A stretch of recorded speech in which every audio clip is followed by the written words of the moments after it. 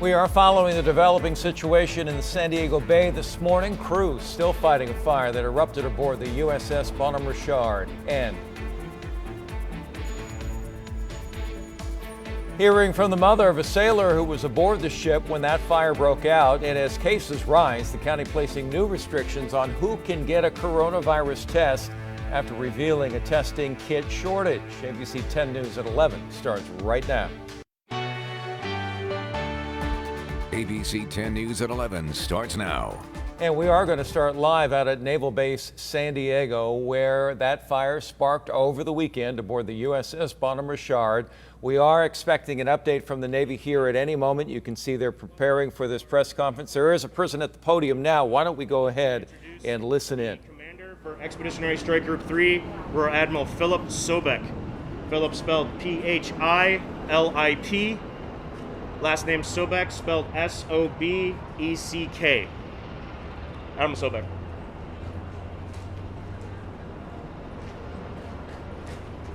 Good morning, everybody. This is an update to the statement from yesterday, but I want to kind of baseline everybody and give you the latest information that we have. So I got a few prepared remarks. I'll introduce the skipper of the Hill Squadron doing the operations in the air, and then we'll open up for questions. So my name again is Rear Admiral Philip Sobek. I am the Expeditionary Strike Group 3 Commander. And first I'd like to extend a thank you to the San Diego community writ large, one for the thanks, the prayers, the support, but the fire community who's gotten the initial response and really has been providing invaluable support all the way through.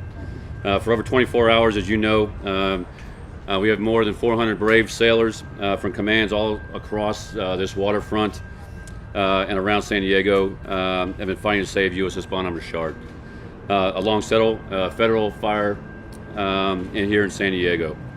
Together, we continue to fight the ship both on board and from above, using helicopters from Helicopter Sea Combat Squadron 3. The superstructure and the upper decks continue to burn and have sustained damage.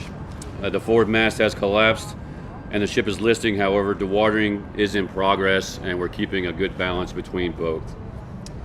Currently, 57 personnel, 34 U.S. sailors, 23 civilians have been treated for minor injuries, including heat exhaustion, smoke inhalation, and of those, 5 currently remain hospitalized for observation and are currently in stable condition.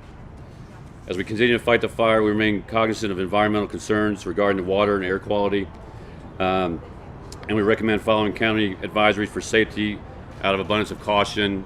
And we are again ensuring that that communication is put out to everybody. And right now, I'll then pause and turn it over to Captain Will Eastman. He is the commander of the Mighty Merlins here at HSS 3.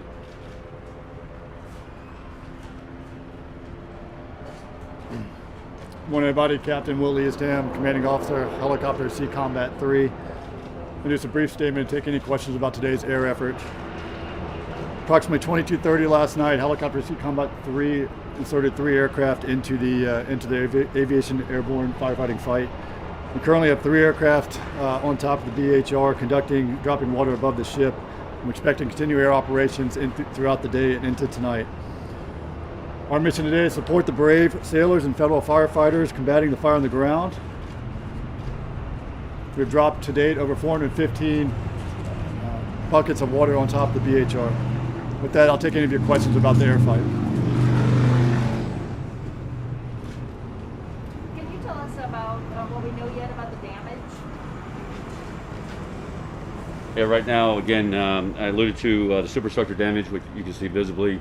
There's obviously burn damage all the way through the skin of the ship, and we are assessing that as we kind of go through each compartment to figure out exactly what the extent is. Does it look like the hull was damaged at all, or any of the electronics in the command? Again, the fire has spread throughout the ship in varying stages, and so again, we're assessing the extent of the damage, and that's going to be ongoing. Once we get the fire out, which is a priority, we'll then make a complete assessment of understanding what the damage is. Has the island ever been this kind of damage done in modern times, and what happened to the ship at that time? We've had other incidents in other shipyards have had other incidents. USS Miami comes to bear or comes to mind. Again, each circumstance will be different based on the amount of damage that we assess at the end of fighting the fire. But right now, the priority is to fight the fire, get it out, so then we can take a complete assessment of the status. So does that believe the ship can be saved? Right now, we're doing everything we can to do exactly just that. And again, once we get the fire out, which is a priority, then we'll make that assessment. Is the island the focus of your firefighting efforts right now, or are other areas of the ship also burning right now? Yes, from the air, again, the assessment has been the superstructure in the island, has been flashing. Again, there's a tremendous amount of heat underneath, and that's where it's flashing up. Also forward, closer to the bow, again, there's a heat source, and we're trying to get to that as well. Again, because the ship was in the shipyard, lots of scaffolding and lots of debris in the way as it sort of came down with firefighting efforts as well as the fire itself, making sure that, again, we make it clear, safe, and everything else. In doing so, pressurization has happened, so we've had to step back, make sure that, again, it's safe for firefighting, for people, and then we get back into it and keep it going. Is there fire in main spaces and engineering spaces? Not that we're aware of. Not that we're aware of. And because it was in the shipyard, and were things more open? Was some of the fire suppression kind of relaxed more because everything was opened up for maintenance? Well, not relaxed. Certainly, we had to have other support for firefighting efforts. For example, Halon, the system itself was not in operation because it was being worked on in the shipyard. And so we, again, augment that with firefighting elements from the pier and from the shipyard. We talked about this a little last night, but what's your best assessment this morning as to where this fire started? And we know it was in maintenance. What do you know forward overnight from that? What can you tell us? Again, I can't speak to the origination of the fire other than we first got the report from in the lower V of the ship. And that's where you store all the tanks and all the other things, Marine Corps equipment. If you open the stern gate at the back of the ship in there, that's kind of where we believe, just above that is where we believe things started. Because of the amount of shipyard work being done, a lot of storage area that was used for a large storage area, tri-walls of supplies and that kind of stuff were all there, and that's what I think ignited and then started the fire. Can you tell us if they were actually doing maintenance on that area, working on that area at the time? Were there workers working on it? To the best of our knowledge, the answer is no. But they're obviously, that's where we believe, at least that's where it was reported as the source or the beginning of the fire. It will be after the fact until we actually do the full investigation to find out exactly what may have caused the fire. Admiral, you mentioned environmental concerns. Is there anything on the ship, and excuse my ignorance on this, but it smells a lot worse than just a normal fire with wood and ash and paper burning. Is there anything on the ship that is leading you to think that there could be environmental concerns? Again, it's a.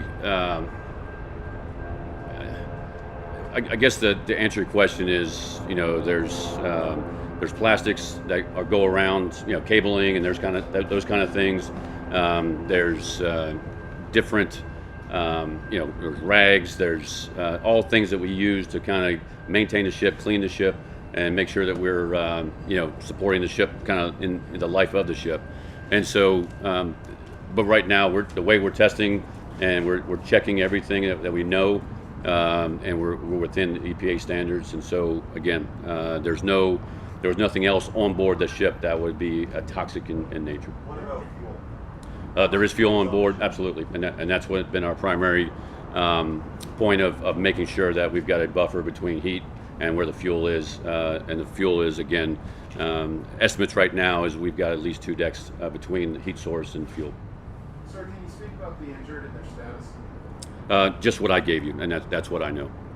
Okay. You guys have no idea how the fire started. Have you ever talked to any of the crew members on board? They don't have any idea how it got started at all? Well, again, the reports came from the crew members on board, and that's how we know right now is that it was originated again in the lower V, and as soon as we were made aware of it, reports made, and then we started doing firefighting efforts. So was it someone welding or anything like that? Was it someone working on the ship that sparked the fire? No. There was a report of fire on board, so yes, sir.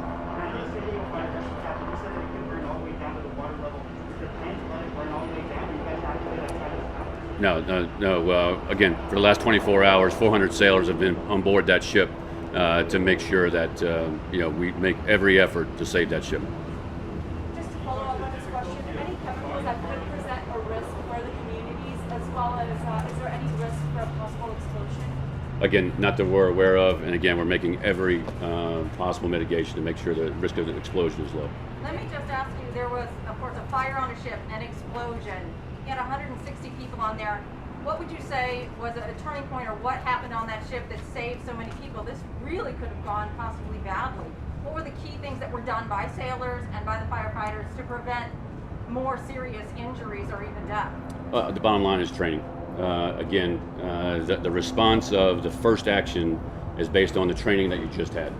And so these sailors from day one are trained to react as soon as they hear either a sound, a signal, a smell, any sense about fire or danger. They will respond and react, and then make sure that, again, safety of self, ship, and shipmate, and that's exactly what they did. So walk me through that process, if you could, what they would have done as that happened. Again, the first thing you do is you take care of the scene. You report what you see at the scene, and then you contain the scene. And what you can do, whatever you can do personally, and or with the team members local, you can affect that. If it's too much, you step back, you contain, you step back, you contain, and make sure that at least you can contain it where it is. And then there was a point when they decided they had to get off the ship. Can you Absolutely. talk about that a little bit? Absolutely. And evidently, again, during the initial stages, it expanded beyond their capability. That's why we called the San Diego Fire Department and Federal Fire, and they came in support. And by that time, it was already moving, and then that's when the explosion happened. We had to reset, make sure, again, safety of shipmates, and they did that, and then we went back in and started fighting. So we know in the last year that the San Diego Fire Department has been on the base training to fight these fires. Can you go through the process about why they were pulled off the fire? Again, varying stages. You'll have to ask them. They weren't pulled off the fire.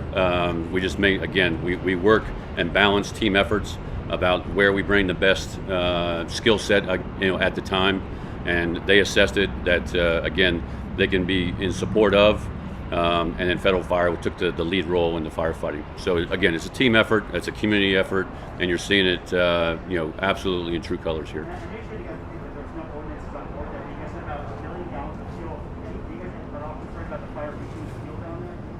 Absolutely a concern, but again, we're doing the mitigation and we're making sure that again the risk of that is low. Again, I'm a person that we go after and we plan for worst case all the time. We train to it, and we're going to make sure we don't get there. How contained is it, or how long do you think it'll take to put out the fire? Yesterday when I talked to you, I had that report, and we already had agent on the fire. The fire had a vote. It expanded us. We had to step back, but again, we've been at it for over 24 hours now. We're going to get it until it's done.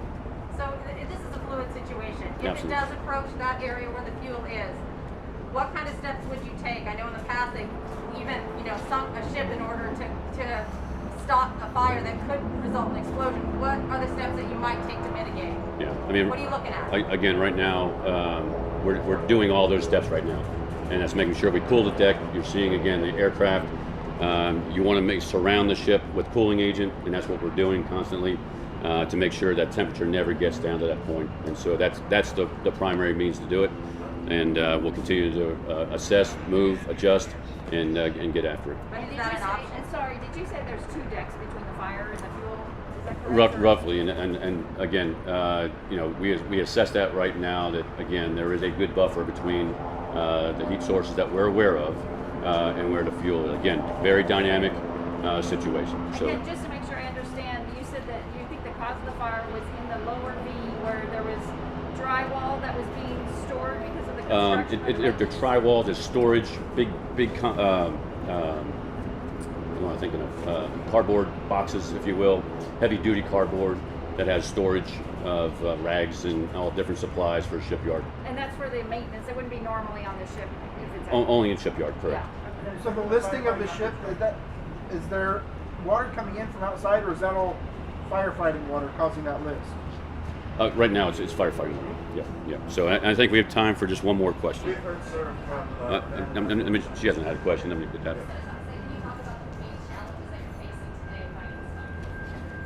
Again, it's a balance. It's really a dance, and the fire as it continues to go, you've got to assess again stability within the compartments you're going through, understand the heat source. Temperature ranging as high as 1,000 degrees, and so you have to do as a team effort to go in, assess, understand where you are. At the same time, you've got a ship that's floating. You've got to weigh the balance of how much water is on board the ship, and then make sure that you've got a good balance there. So again, stability is a big issue. So that's been our constant role. Almost every single minute, really, of the last 24 hours to make sure that we're in step. So, I feel absolutely hopeful because we got sailors doing the business of what they're trained, and they're professionals beyond belief. Every single one of them, they are trained and ready. They're on board the ship, and they're not stopping. So, I'm absolutely as hopeful, and I'm proud of our sailors. Thank you very much. Thank you, sir. No. We've been listening to Rear Admiral Philip Sobek talking about the conditions on board the ship. This firefight going on for more than 24 hours now.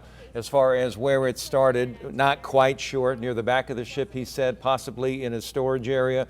There was a point at which he described that they thought they had perhaps get control of this fire. Fire did not cooperate with that, and now he says the superstructure is burning, and when asked about when this may all wrap up, just no definitive answer on that. You have some 400 sailors on board fighting this fire, and a big question here is making sure that the heat from that fire stays away from the fuel on board that ship. He believes, as he said near the tail end there are at least 2 decks between the known heat sources, and that's the term that he used, and where that fuel is. And it's just kind of an ominous thing to say, the known heat sources, because this ship, they can't get inside all the areas, and they simply don't know, by his statement, where all those heat sources are.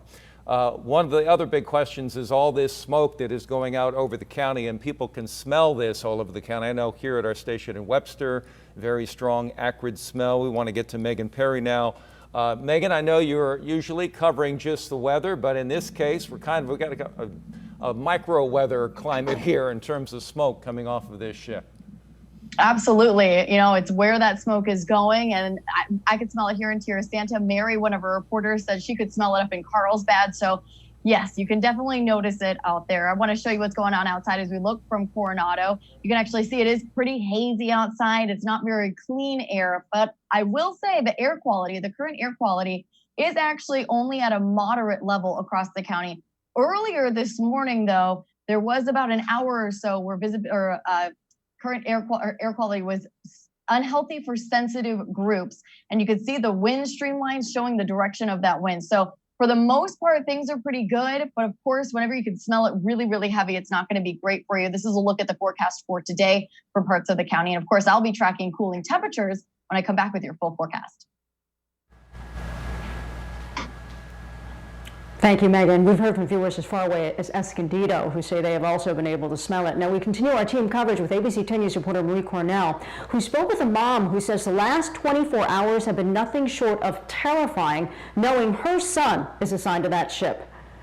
Imagine being almost 2,000 miles away when you find out there's a fire on board the ship that your son is stationed on, and there's nothing you can really do but just wait to find out if he's okay. This was the story for Heather, who just happened to be on Facebook and started seeing posts about a fire on board the USS Bonhomme Richard. My heart was in my throat. My anxiety was going through the roof, and it was bad. She doesn't want to identify her son, but says he was on the ship when the flames quickly spread. And I said, okay, what happened? He says, I really don't know. I don't know what happened. He said there was fire, then an explosion, and I don't know what happened. Heather says what made it worse is knowing her son was supposed to be home with her in Alabama the entire month of July, but his leave was canceled because of the coronavirus. It's nerve-wracking that he's so far away and there's nothing I can do about anything.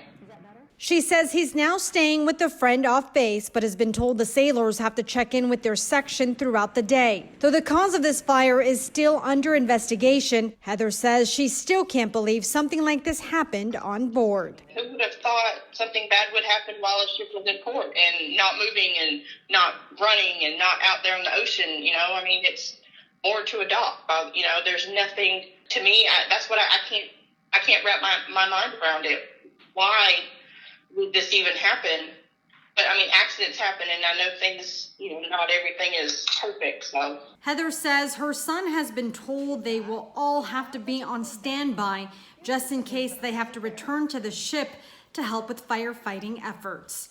Reporting from home, Marie Cornell, ABC 10 News. Meanwhile, the Navy is warning against potential scams popping up in the wake of this fire. On Facebook, Naval Base San Diego is making it clear they are not taking donations, and they're warning people against giving money to funding campaigns that are seeking donations. And they're also warning about scams claiming to be taking donations for sailors. And we'll continue to keep an eye on things as they develop. For more information and the latest updates on this story and others, you can download our free 10 News smartphone app. Breaking news just into our newsroom. San Diego Unified and Los Angeles Unified just announced they will start the new school year with online learning only instead of in person. The news comes amid a spike in coronavirus cases.